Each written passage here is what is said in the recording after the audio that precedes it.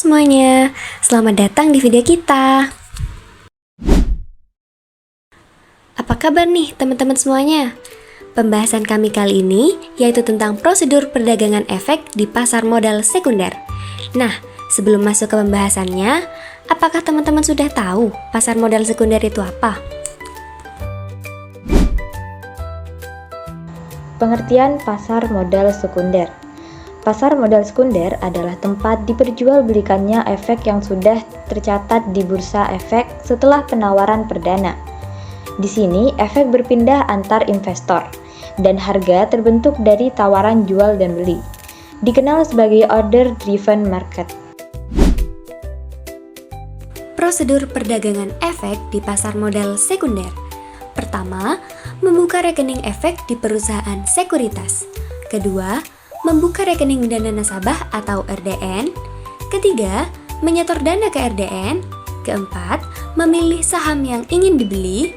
Kelima, melakukan transaksi jual atau beli saham melalui aplikasi sekuritas. Keenam, penyelesaian transaksi atau T+2. Ketujuh, saham masuk ke portofolio atau dana masuk ke RDN. Dan yang kedelapan, monitoring portofolio dan melakukan strategi lanjutan. Berikut contoh percakapan mengenai prosedur perdagangan efek pasar modal sekunder. Agar kalian lebih paham, simak baik-baik ya. Nis, akhir-akhir ini aku sering lihat kamu buka aplikasi saham. Lagi serius main saham ya? Iya, Ser. Aku lagi aktif beli jual saham di pasar sekunder. Lumayan seru, sambil belajar juga. Pasar sekunder itu yang gimana sih? Aku masih agak bingung bedanya sama pasar perdana. Gini, pasar perdana itu waktu perusahaan jual sahamnya ke publik untuk pertama kali, lewat IPO. Nah, setelah itu, sahamnya masuk ke pasar sekunder. Di situ, investor seperti kita bisa saling beli dan jual saham itu. Oh, jadi di pasar sekunder itu kita belinya dari orang lain, bukan dari perusahaan langsung ya? Tepat. Di pasar sekunder, transaksi terjadi antar investor. Jadi, perusahaannya sudah tidak terlibat lagi soal jual beli sahamnya. Kalau aku pengen mulai, caranya gimana? Pertama, kamu harus buka rekening efek di perusahaan sekuritas. Itu kayak akun untuk jual beli saham. Biasanya bisa lewat online dan gak ribet.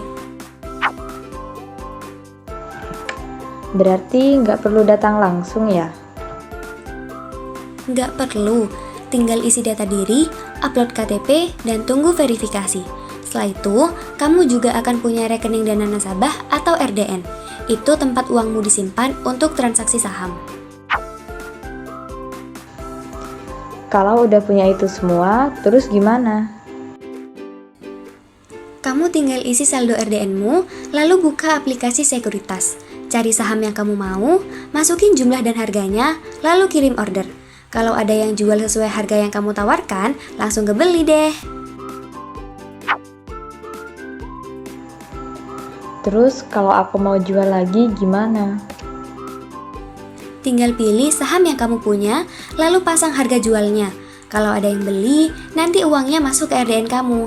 Tapi perlu waktu 2 hari kerja buat proses penyelesaiannya. Itu namanya T+2. Wah, ternyata gak serumit yang aku kira ya. Enggak kok, asal kamu ngerti dasarnya. Dan jangan lupa, sebelum beli saham, sebaiknya cari tahu dulu tentang perusahaannya, biar nggak salah pilih.